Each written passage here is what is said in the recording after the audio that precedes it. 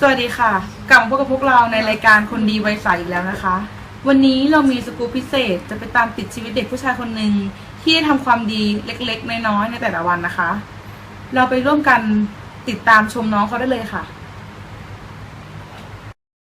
สวัสดีค่ะวันนี้นะคะเราก็จะมาตามติดชีวิตของน้องสมหมายนะคะว่าใน1วันเนี่ยน้องสมหมายนะคะได้ทำอะไรบ้างและใน1วันนี้น้องสมหมายได้ทำความดีอะไรบ้างเราไปติดตามกันเลยค่ะ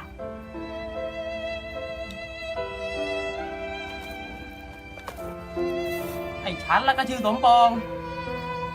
ฉันก็เป็นพ่อของไอ้หมายมันทุกวันนี้ฉันก็อายุ80แล้วแกไม่มีเรี่ยวไม่มีแรงแล้วงานการก็ไม่ได้ทำว่าแล้วชีวิตมันก็เศร้าที่หนักฉันนั่นเลยดันมาเป็นอัมพาตเดินก็ไม่ได้ก็เลยต้องมาลำบากไอ้หมายมันไอ้หมายมันก็เป็นลูกของฉันก็ต้องหาเลี้ยงฉันลำบากไอ้หมายทุกวันนี้ก็อยู่กัน2 คนแม่มันก็ตายไปแล้วตายไปตั้งแต่มันอายุ3-4 ขวบฉันก็สงสารมันเหลือเกิน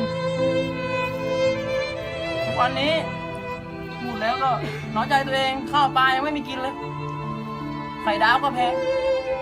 มาม่าก็ยังแพงเลยทุกวันพูดไปแล้วฉันคิดถึงไอ้หมายมันก็ออกไปตั้งแต่หัววันแล้วไม่รู้มันไปไหนมันสงสัยจะไปเก็บขยะมาขายเลี้ยงชีพนะคนจนก็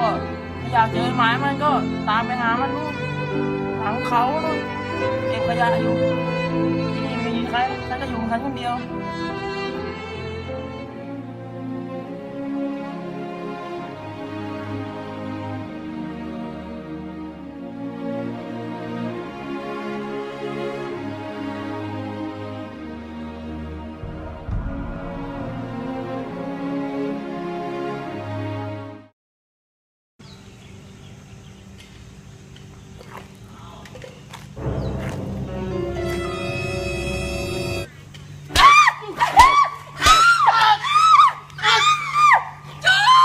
เฮ้ยโจรเฮ้ยตำรวจ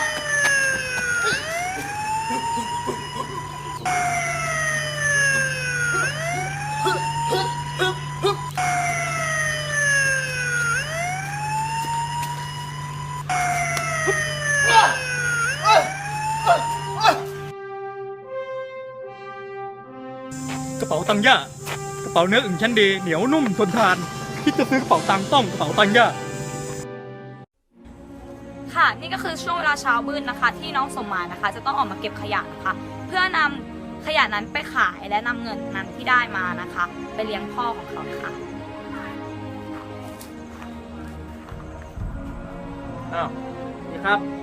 ผมชื่อหมายปองมันเช้าหาก็ยมก็ยากไม่ตาย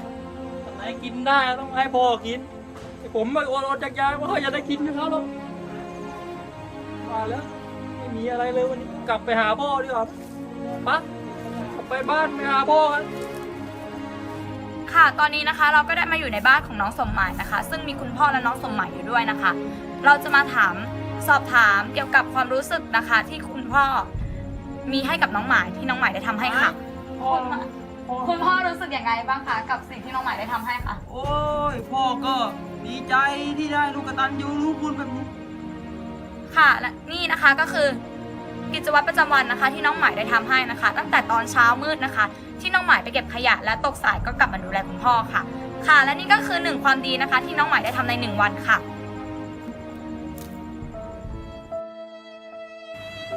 ค่ะการทำความดีนั้นนะคะก็สามารถทำได้ง่ายมากเลยนะคะเริ่มต้นได้จากสิ่งที่อยู่ใกล้ตัวคุณมากที่สุดก็คือการดูแลคนในครอบครัวนะคะอย่างเช่นน้องสมหมายที่ได้ดูแลคุณพ่อที่พิการนะคะความดีนะคะสามารถทำให้ทุกคนดิฉันเชื่อว่าน้องสมหมายทำได้พวกคุณก็ทำได้ค่ะ